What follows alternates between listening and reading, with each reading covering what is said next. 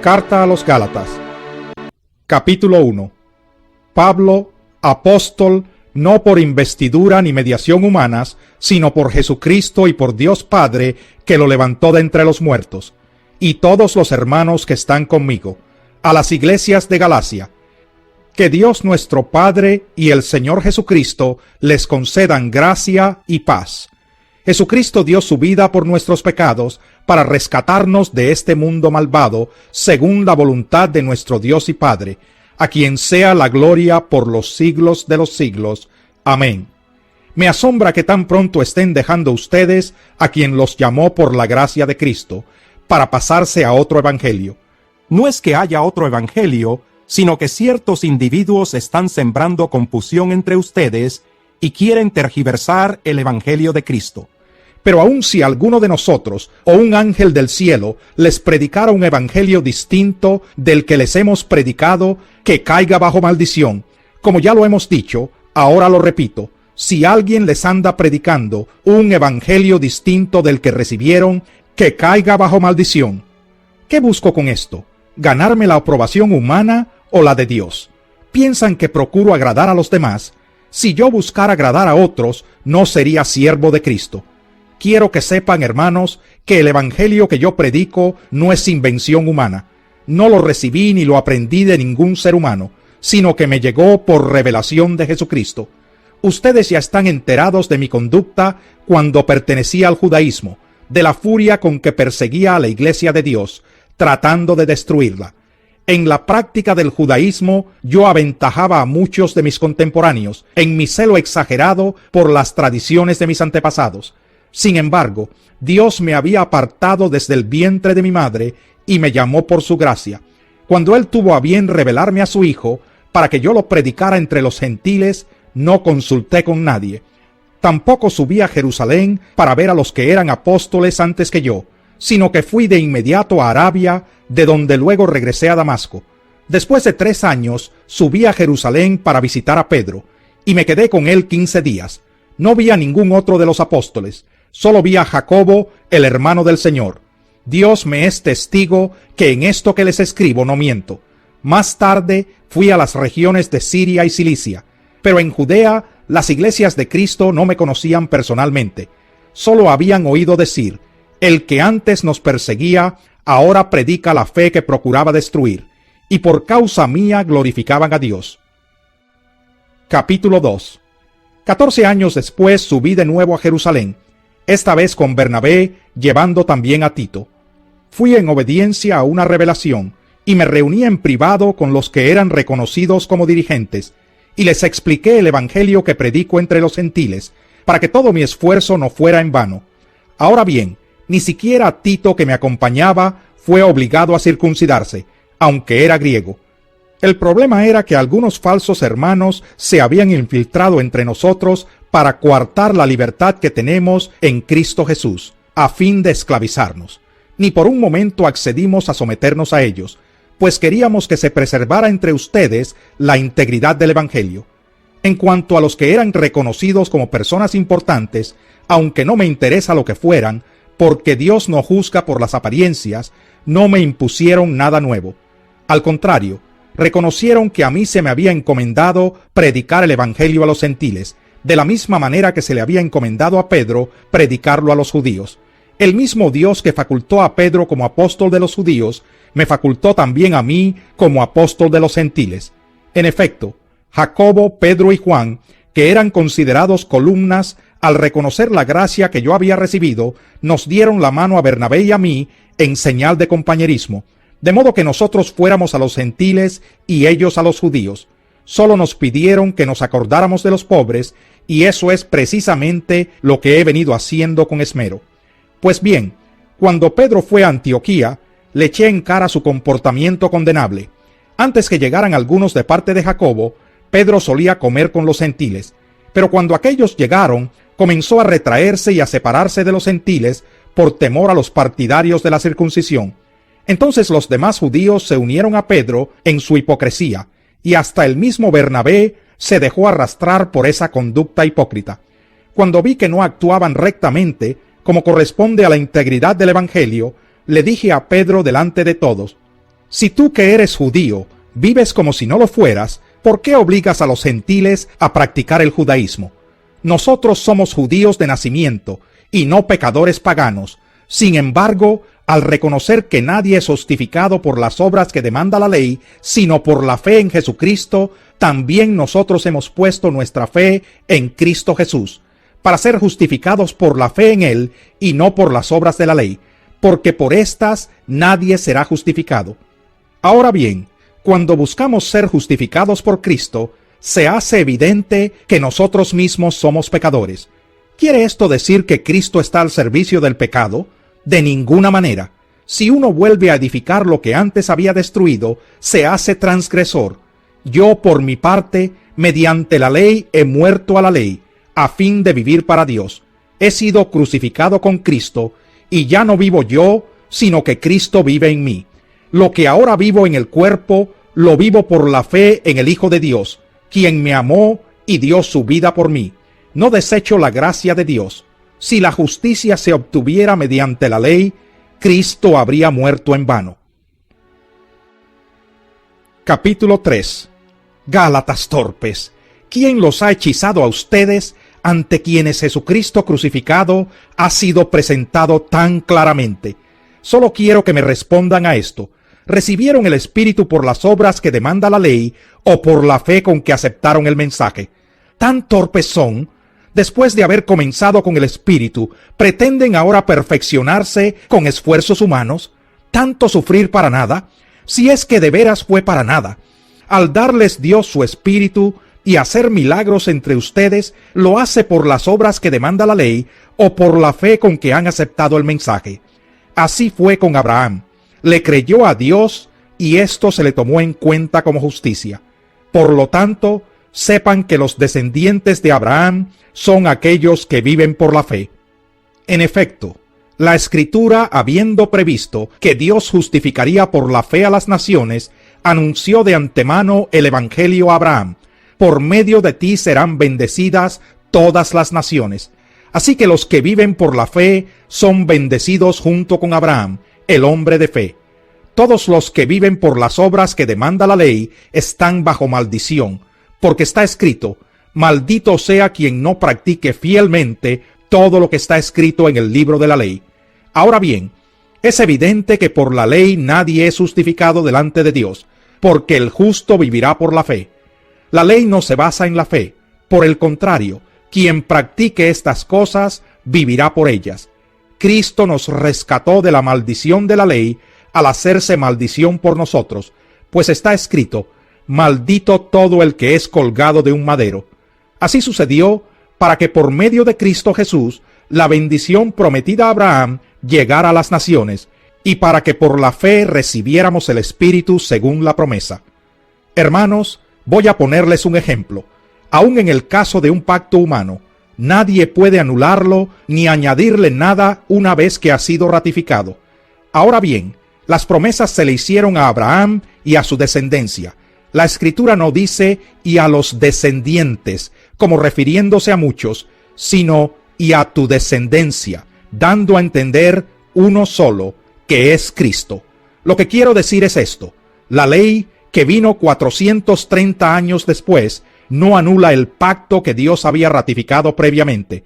De haber sido así, quedaría sin efecto la promesa. Si la herencia se basa en la ley, ya no se basa en la promesa, pero Dios se la concedió gratuitamente a Abraham mediante una promesa. Entonces, ¿cuál era el propósito de la ley? Fue añadida por causa de las transgresiones hasta que viniera la descendencia a la cual se hizo la promesa. La ley se promulgó por medio de ángeles, por conducto de un mediador. Ahora bien, no hace falta mediador si hay una sola parte, y sin embargo Dios es uno solo. Si esto es así, ¿estará la ley en contra de las promesas de Dios? De ninguna manera. Si se hubiera promulgado una ley capaz de dar vida, entonces sí que la justicia se basaría en la ley. Pero la Escritura declara que todo el mundo es prisionero del pecado, para que mediante la fe en Jesucristo lo prometido se les conceda a los que creen.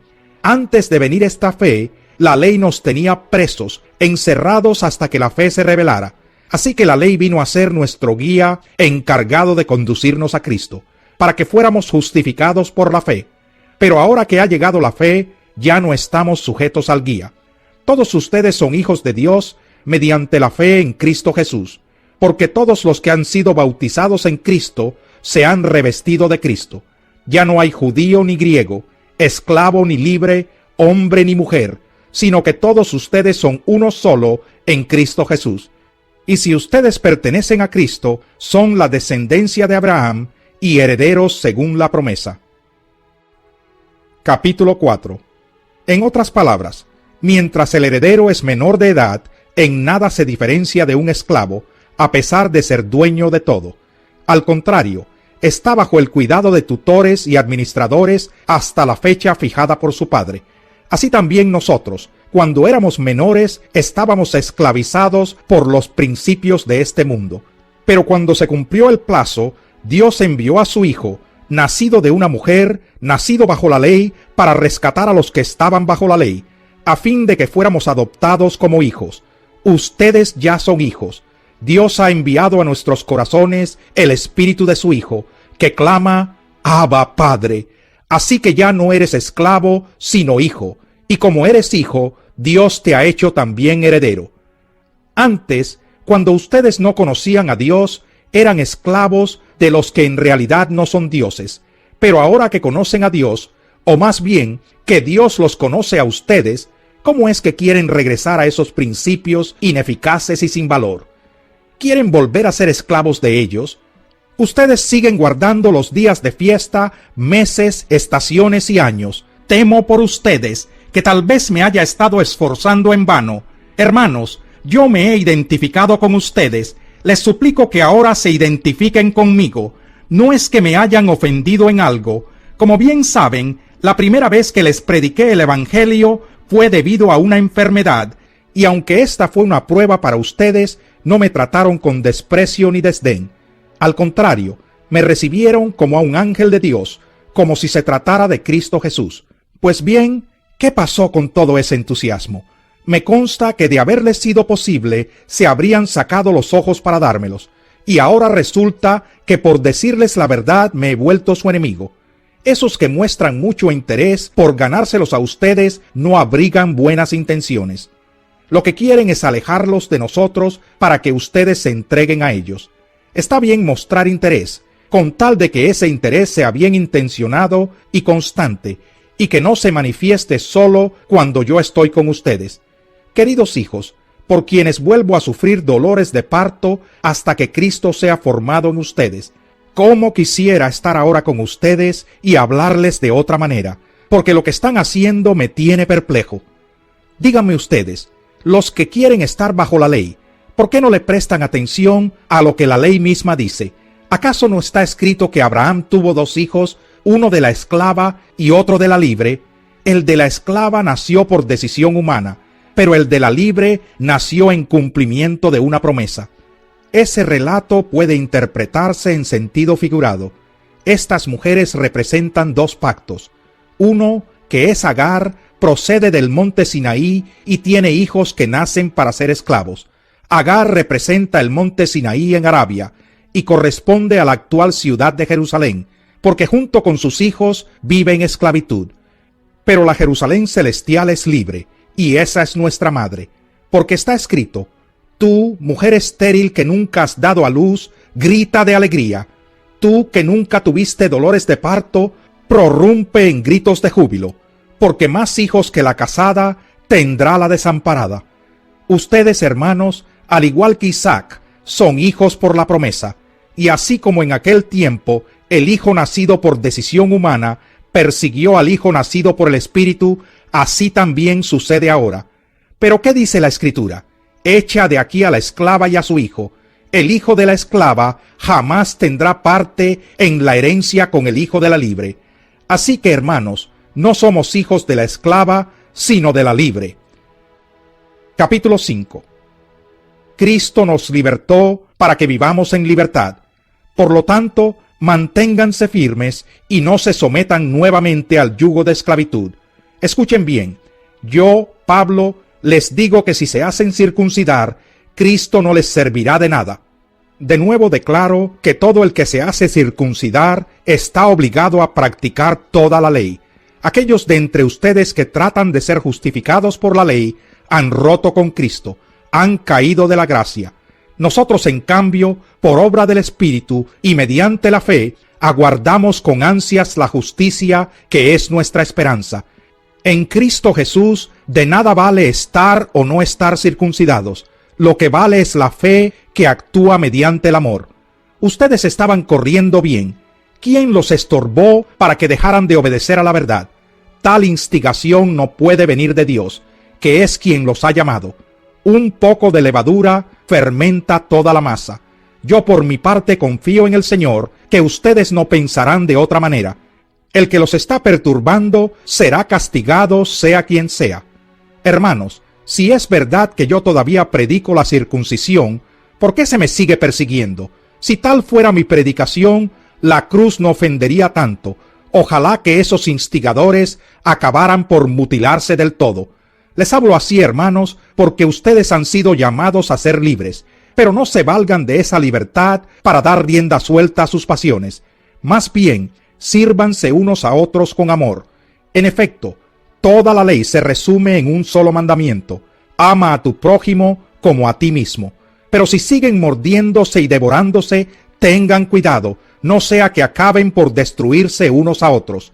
Así que les digo, vivan por el Espíritu y no seguirán los deseos de la naturaleza pecaminosa, porque ésta desea lo que es contrario al Espíritu, y el Espíritu desea lo que es contrario a ella. Los dos se oponen entre sí, de modo que ustedes no pueden hacer lo que quieren. Pero si los guía el Espíritu, no están bajo la ley. Las obras de la naturaleza pecaminosa se conocen bien: inmoralidad sexual, impureza y libertinaje, idolatría y brujería, odio, discordia, celos, arrebatos de ira, rivalidades, disensiones, sectarismos y envidia, borracheras, orgías y otras cosas parecidas. Les advierto ahora, como antes lo hice, que los que practican tales cosas no heredarán el reino de Dios. En cambio, el fruto del Espíritu es amor, alegría, paz, paciencia, amabilidad, bondad, fidelidad, humildad y dominio propio. No hay ley que condene estas cosas. Los que son de Cristo Jesús han crucificado la naturaleza pecaminosa con sus pasiones y deseos. Si el Espíritu nos da vida, andemos guiados por el Espíritu. No dejemos que la vanidad nos lleve a irritarnos y a envidiarnos unos a otros. Capítulo 6. Hermanos, si alguien es sorprendido en pecado, ustedes que son espirituales deben restaurarlo con una actitud humilde, pero cuídese cada uno, porque también puede ser tentado. Ayúdense unos a otros a llevar sus cargas, y así cumplirán la ley de Cristo.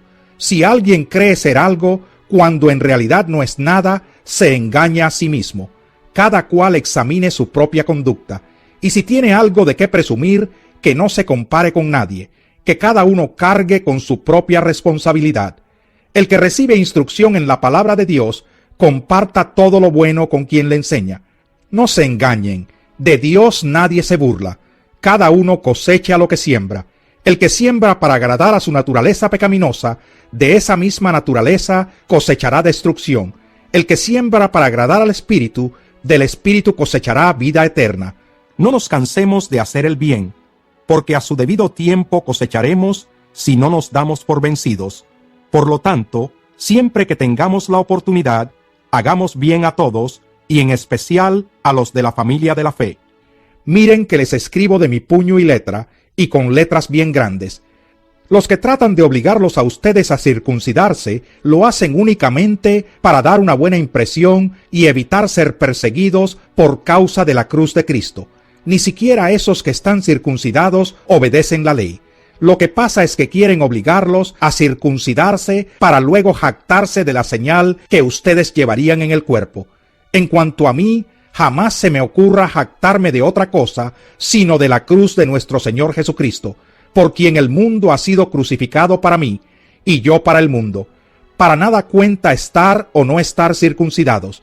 Lo que importa es ser parte de una nueva creación. Paz y misericordia desciendan sobre todos los que siguen esta norma y sobre el Israel de Dios. Por lo demás, que nadie me cause más problemas, porque yo llevo en el cuerpo las cicatrices de Jesús. Hermanos, que la gracia de nuestro Señor Jesucristo sea con el espíritu de cada uno de ustedes. Amén.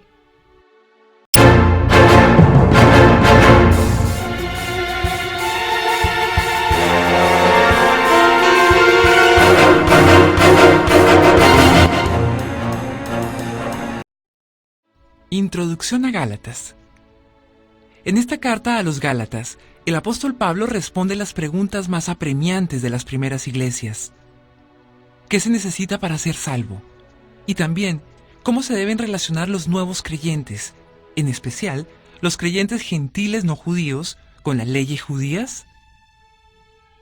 Recuerde que la mayoría de los primeros seguidores de Jesús y los primeros líderes de la iglesia eran judíos y proclamaban a Jesús como Mesías. Por su fe en Cristo, batallaban con una doble identidad. Su herencia judía los impulsaba a seguir cumpliendo estrictamente con la ley mosaica. En cambio, su fe recién hallada en Cristo los invitaba a una libertad basada en el principio del amor. Ellos eran los que se preguntaban cómo los creyentes gentiles o no judíos podrían llegar a formar parte del reino de los cielos. Pablo les escribe para decirles que toda la promesa de salvación que también exigía el esfuerzo humano no tiene nada de salvación. Mientras escucha, observe cómo cualquier sistema de creencias que haya en el mundo y que exija esfuerzo por parte de sus seguidores para ser salvos, es una negación de la obra consumada de la muerte y resurrección de Cristo. Estos sistemas de creencias tratan de mejorar el carácter de sus seguidores, pero solo el poder transformador del Espíritu Santo nos puede hacer mejores de lo que somos.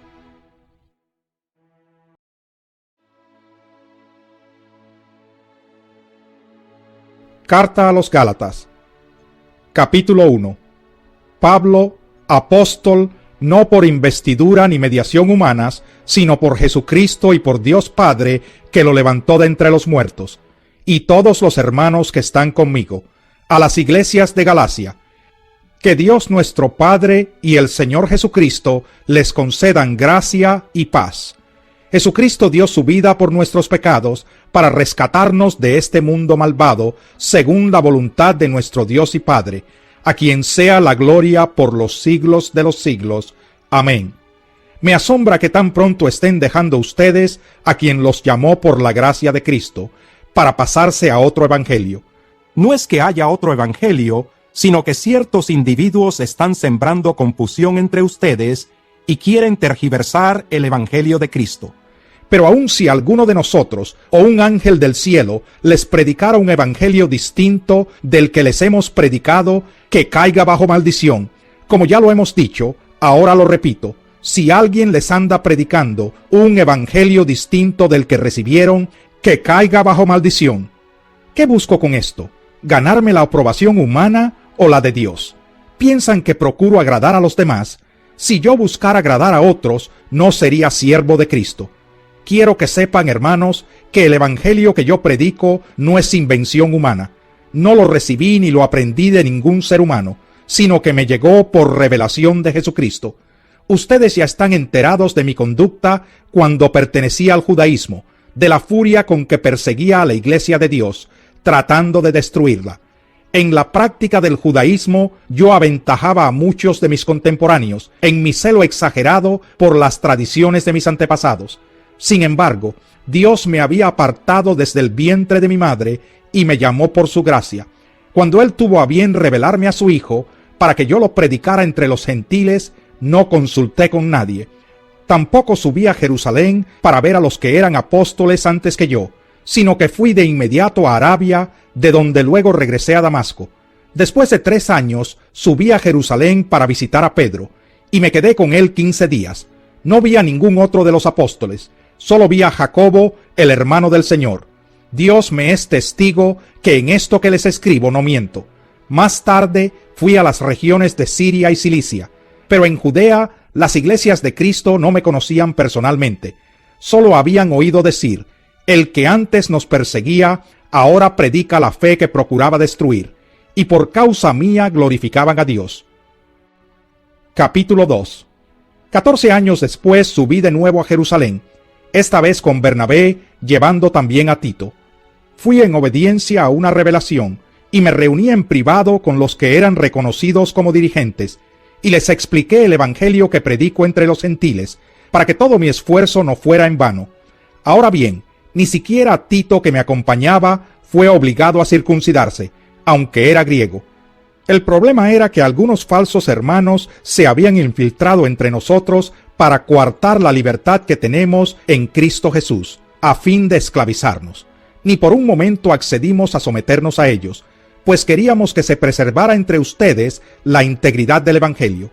En cuanto a los que eran reconocidos como personas importantes, aunque no me interesa lo que fueran, porque Dios no juzga por las apariencias, no me impusieron nada nuevo. Al contrario, reconocieron que a mí se me había encomendado predicar el Evangelio a los gentiles, de la misma manera que se le había encomendado a Pedro predicarlo a los judíos. El mismo Dios que facultó a Pedro como apóstol de los judíos, me facultó también a mí como apóstol de los gentiles. En efecto, Jacobo, Pedro y Juan, que eran considerados columnas, al reconocer la gracia que yo había recibido, nos dieron la mano a Bernabé y a mí en señal de compañerismo, de modo que nosotros fuéramos a los gentiles y ellos a los judíos. Solo nos pidieron que nos acordáramos de los pobres, y eso es precisamente lo que he venido haciendo con esmero. Pues bien, cuando Pedro fue a Antioquía, le eché en cara su comportamiento condenable. Antes que llegaran algunos de parte de Jacobo, Pedro solía comer con los gentiles, pero cuando aquellos llegaron, comenzó a retraerse y a separarse de los gentiles por temor a los partidarios de la circuncisión. Entonces los demás judíos se unieron a Pedro en su hipocresía, y hasta el mismo Bernabé se dejó arrastrar por esa conducta hipócrita. Cuando vi que no actuaban rectamente, como corresponde a la integridad del Evangelio, le dije a Pedro delante de todos: si tú que eres judío vives como si no lo fueras, ¿por qué obligas a los gentiles a practicar el judaísmo? Nosotros somos judíos de nacimiento y no pecadores paganos. Sin embargo, al reconocer que nadie es justificado por las obras que demanda la ley, sino por la fe en Jesucristo, también nosotros hemos puesto nuestra fe en Cristo Jesús, para ser justificados por la fe en Él y no por las obras de la ley, porque por éstas nadie será justificado. Ahora bien, cuando buscamos ser justificados por Cristo, se hace evidente que nosotros mismos somos pecadores. ¿Quiere esto decir que Cristo está al servicio del pecado? De ninguna manera. Si uno vuelve a edificar lo que antes había destruido, se hace transgresor. Yo, por mi parte, mediante la ley he muerto a la ley, a fin de vivir para Dios. He sido crucificado con Cristo, y ya no vivo yo, sino que Cristo vive en mí. Lo que ahora vivo en el cuerpo, lo vivo por la fe en el Hijo de Dios, quien me amó y dio su vida por mí. No desecho la gracia de Dios. Si la justicia se obtuviera mediante la ley, Cristo habría muerto en vano. Capítulo 3. Gálatas torpes, ¿quién los ha hechizado a ustedes, ante quienes Jesucristo crucificado ha sido presentado tan claramente? Solo quiero que me respondan a esto. ¿Recibieron el Espíritu por las obras que demanda la ley o por la fe con que aceptaron el mensaje? ¿Tan torpes son? Después de haber comenzado con el Espíritu, ¿pretenden ahora perfeccionarse con esfuerzos humanos? ¿Tanto sufrir para nada? Si es que de veras fue para nada. Al darles Dios su Espíritu y hacer milagros entre ustedes, ¿lo hace por las obras que demanda la ley o por la fe con que han aceptado el mensaje? Así fue con Abraham. Le creyó a Dios y esto se le tomó en cuenta como justicia. Por lo tanto, sepan que los descendientes de Abraham son aquellos que viven por la fe. En efecto, la Escritura, habiendo previsto que Dios justificaría por la fe a las naciones, anunció de antemano el Evangelio a Abraham: por medio de ti serán bendecidas todas las naciones. Así que los que viven por la fe son bendecidos junto con Abraham, el hombre de fe. Todos los que viven por las obras que demanda la ley están bajo maldición, porque está escrito: maldito sea quien no practique fielmente todo lo que está escrito en el libro de la ley. Ahora bien, Es evidente que por la ley nadie es justificado delante de Dios, porque el justo vivirá por la fe. La ley no se basa en la fe. Por el contrario, quien practique estas cosas vivirá por ellas. Cristo nos rescató de la maldición de la ley al hacerse maldición por nosotros, pues está escrito: maldito todo el que es colgado de un madero. Así sucedió para que por medio de Cristo Jesús la bendición prometida a Abraham llegara a las naciones, y para que por la fe recibiéramos el Espíritu según la promesa. Hermanos, voy a ponerles un ejemplo. Aún en el caso de un pacto humano, nadie puede anularlo ni añadirle nada una vez que ha sido ratificado. Ahora bien, las promesas se le hicieron a Abraham y a su descendencia. La Escritura no dice «y a los descendientes», como refiriéndose a muchos, sino «y a tu descendencia», dando a entender uno solo, que es Cristo. Lo que quiero decir es esto: la ley, que vino 430 años después, no anula el pacto que Dios había ratificado previamente. De haber sido así, quedaría sin efecto la promesa. Si la herencia se basa en la ley, ya no se basa en la promesa, pero Dios se la concedió gratuitamente a Abraham mediante una promesa. Entonces, ¿cuál era el propósito de la ley? Fue añadida por causa de las transgresiones hasta que viniera la descendencia a la cual se hizo la promesa. La ley se promulgó por medio de ángeles, por conducto de un mediador. Ahora bien, no hace falta mediador si hay una sola parte, y sin embargo Dios es uno solo. Si esto es así, ¿estará la ley en contra de las promesas de Dios? De ninguna manera. Si se hubiera promulgado una ley capaz de dar vida, entonces sí que la justicia se basaría en la ley. Pero la Escritura declara que todo el mundo es prisionero del pecado, para que mediante la fe en Jesucristo lo prometido se les conceda a los que creen. Antes de venir esta fe, la ley nos tenía presos, encerrados hasta que la fe se revelara. Así que la ley vino a ser nuestro guía encargado de conducirnos a Cristo, para que fuéramos justificados por la fe. Pero ahora que ha llegado la fe, ya no estamos sujetos al guía. Todos ustedes son hijos de Dios mediante la fe en Cristo Jesús, porque todos los que han sido bautizados en Cristo se han revestido de Cristo. Ya no hay judío ni griego, esclavo ni libre, hombre ni mujer, sino que todos ustedes son uno solo en Cristo Jesús. Y si ustedes pertenecen a Cristo, son la descendencia de Abraham y herederos según la promesa. Capítulo 4. En otras palabras, mientras el heredero es menor de edad, en nada se diferencia de un esclavo, a pesar de ser dueño de todo. Al contrario, está bajo el cuidado de tutores y administradores hasta la fecha fijada por su padre. Así también nosotros, cuando éramos menores, estábamos esclavizados por los principios de este mundo. Pero cuando se cumplió el plazo, Dios envió a su Hijo, nacido de una mujer, nacido bajo la ley, para rescatar a los que estaban bajo la ley, a fin de que fuéramos adoptados como hijos. Ustedes ya son hijos. Dios ha enviado a nuestros corazones el Espíritu de su Hijo, que clama, Abba, Padre. Así que ya no eres esclavo, sino hijo. Y como eres hijo, Dios te ha hecho también heredero. Antes, cuando ustedes no conocían a Dios, eran esclavos de los que en realidad no son dioses. Pero ahora que conocen a Dios, o más bien, que Dios los conoce a ustedes, ¿cómo es que quieren regresar a esos principios ineficaces y sin valor? ¿Quieren volver a ser esclavos de ellos? Ustedes siguen guardando los días de fiesta, meses, estaciones y años. Temo por ustedes que tal vez me haya estado esforzando en vano. Hermanos, yo me he identificado con ustedes. Les suplico que ahora se identifiquen conmigo. No es que me hayan ofendido en algo. Como bien saben, la primera vez que les prediqué el Evangelio fue debido a una enfermedad, y aunque esta fue una prueba para ustedes, no me trataron con desprecio ni desdén. Al contrario, me recibieron como a un ángel de Dios, como si se tratara de Cristo Jesús. Pues bien, ¿qué pasó con todo ese entusiasmo? Me consta que de haberles sido posible, se habrían sacado los ojos para dármelos, y ahora resulta que por decirles la verdad me he vuelto su enemigo. Esos que muestran mucho interés por ganárselos a ustedes no abrigan buenas intenciones. Lo que quieren es alejarlos de nosotros para que ustedes se entreguen a ellos. Está bien mostrar interés, con tal de que ese interés sea bien intencionado y constante, y que no se manifieste solo cuando yo estoy con ustedes. Queridos hijos, por quienes vuelvo a sufrir dolores de parto hasta que Cristo sea formado en ustedes, cómo quisiera estar ahora con ustedes y hablarles de otra manera, porque lo que están haciendo me tiene perplejo. Díganme ustedes, los que quieren estar bajo la ley, ¿por qué no le prestan atención a lo que la ley misma dice? ¿Acaso no está escrito que Abraham tuvo 2 hijos, uno de la esclava y otro de la libre? El de la esclava nació por decisión humana, pero el de la libre nació en cumplimiento de una promesa. Ese relato puede interpretarse en sentido figurado. Estas mujeres representan 2 pactos.